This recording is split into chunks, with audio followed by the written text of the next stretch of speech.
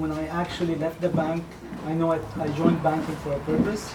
That's the place where I met the investors who actually invested in this movie. So it was a good move to work as a banker for a while, actually. Tell us about And the the studio still, they are still running. The studio? Yes. Yes, actually. It's giving service. Yes. We've actually created an animation production for the largest theme park in Dubai with Universal's and Lionsgate. Yeah. They're producing, they're actually opening a theme park in November this year. It's a combination of 3 parks: Legoland, which is a known franchise. The other one is Bollywood Park. The third one is called Motion Gate. And Motion Gate actually is a combination of theme parks from Universal, Sony, and they're opening the first park worldwide of the Hunger Game. So they actually outsourced for us the animation video movie to introduce the park. So that's one of the projects that we've done. And we actually started the pre-production for our second project, which is about a musician who lived in Spain. And coincidentally, the production designer is from France. His name is Guillaume, and he was the production designer of Shrek 2 and 3. And he's just joined our team, and we're working on the second project. Where is your studio based? Dubai. Where about? Where in Dubai? Amelia City, Dubai. Amelia City. Well, Dubai is very small. how was the financing of the movie? So you went to your bankers, your friends, how did you? In Dubai or in the MENA region in general, unfortunately, we don't have a developed filmmaking industry. So we don't have funds or any kind of structure for tax incentives. So unfortunately, we had to go to individuals and private equities that are somehow in the entertainment industry. I reached 3 years ago to several international funds and co-productions in Europe and the US.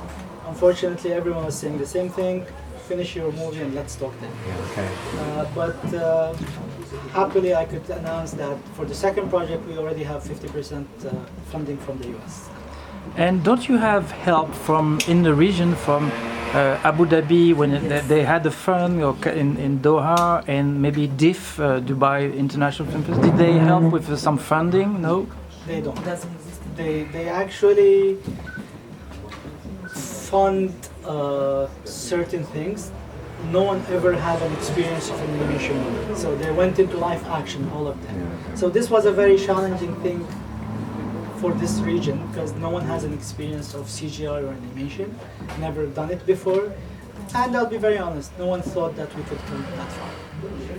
I think DIF doesn't exist anymore, and also the fund doesn't exist. Yeah, it. Abu Dhabi Film Festival doesn't exist. Yeah. And the fund also. DIF is Dubai. It's Dubai a Film festival, Festival. so it's basically like Cannes. They don't fund movies. Yeah. And the fund is also gone. The song Yeah. with an S, I forgot the name. It's also gone. Doesn't Yes, exist. it doesn't exist. I would like to know. Well, you said it was very difficult for you to get the people, who are very experienced. Who did you get on the boat? Are they all based in Dubai? Where they from originally? Actually, I'm very happy. I always ask this question if anyone experienced this, but in Marajon Studio in Dubai, in this movie, total number of employees was around 327 from 22 different nationalities. So I don't know if anyone experienced working with 22 different nationalities before, but it was very interesting. And we have a very good team, actually worked in blockbuster movies like Life of Pi, 300, Shrek, Lord of the Rings. Smurfs, Lord of the Ring, Matrix. Matrix. So we've collected a very good, strong team. And yes, we brought them all to Dubai to establish Okay, they're in Dubai. the yeah. industry and to stay. Yeah, they're all in Dubai. Yeah. They not were they before also based, most of them, or? Actually, 95% of our team came out of Dubai, and 87% their first time into Dubai. So you created So we new created jobs. an industry. That's a lot of talent there because you don't normally think of Dubai as the place where you'd find animation And capability or talent. we had to do that because when we pitched the movie Yeah. at the beginning, You had to the build it. costs that were sent to us or proposed to us by other studios, either in Europe or the US, was extremely high compared to our budget. Yes. So we had to pull it within our budget, and that's what we done. Are you getting a platform now at Dubai Film Festival in December? We actually, Animation. it was premiered in last Ah, okay. December. Okay. And it's going to be continued. Yes. Briefly, I was just wondering about animation labor, because in Montreal, we have a huge amount of studios, and our labor is being challenged. How are you doing that where you are, where you have less, let's say, native, homegrown animators? We really consider this like as a risk, but we play on the loyalty of them, the way we treat them. But on the other hand, we're the only studio in the region. So our only competitors are commercial or TV productions. So I would be honest if I said some of the artists refuse higher salaries in Dubai because they want to stick to the movie industry rather than go and doing some commercials. So far we're not that well. We were threatened by international studios, to be honest with you. We've lost like 5 or 6 of our best team to UK and US. I have a question on the marketing of the movie. This film clearly will appeal to young children, say 10, 12, something upwards, and I believe with a specific interest and peak on the young adults that will be very, very, very hot about this battle scene.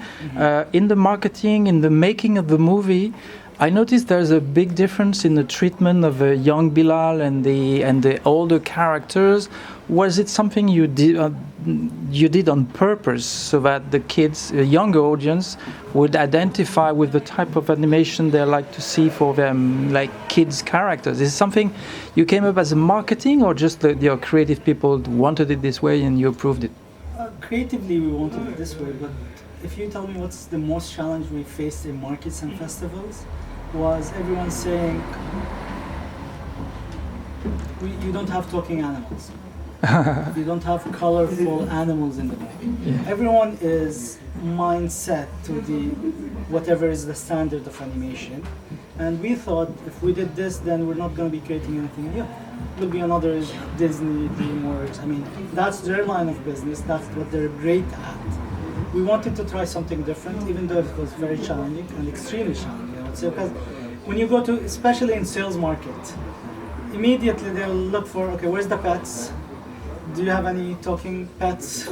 And that's what they're looking for. And we wanted to create something different. We've been following animation.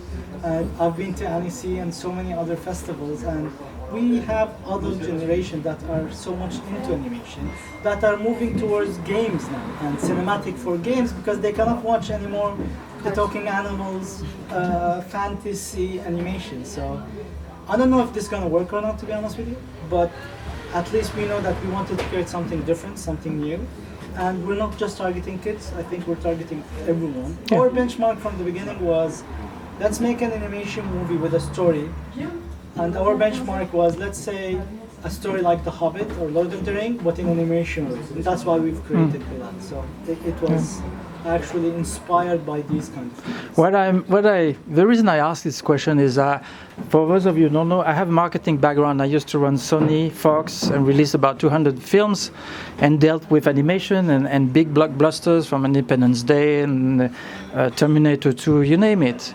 And I clearly find a target audience that we agree probably around 10 upwards to 77, the grandparents, the parents, and the young. But I see the young adults, let's say teenagers and up 30, 40, being attracted by some key points in the movie, and others being attracted by some other elements, like the statement that is in the movie. So there is a lot of things that play to different audience. For the mothers, for the brothership, and for the kids, there's a lot of dream in it. And I'm I'm surprised that there are things in the movie that seem to be very well planned, and work to my marketing brain. I know the audience will react different. I mean, they will react as a viewer. Yeah. But I just want to congratulate because it's. I think it's very smart. Very smart. One of the things that one of the studios highlighted like 3 years ago when we shared the script was, where's the love story? Seriously. And I said, there is a love story, but it's not the regular one. It's the bond between a brother and a sister, Yeah. which we really need to re-emphasize today. And to us, yeah, that's the value that we're trying to present here. Love is not just a boyfriend and girlfriend. There is a great bond story between Bilal and Ghufayra through the whole movie. Actually, the quest of Bilal was to free Ghufayra till the end of the movie. And that was to us the emotional part.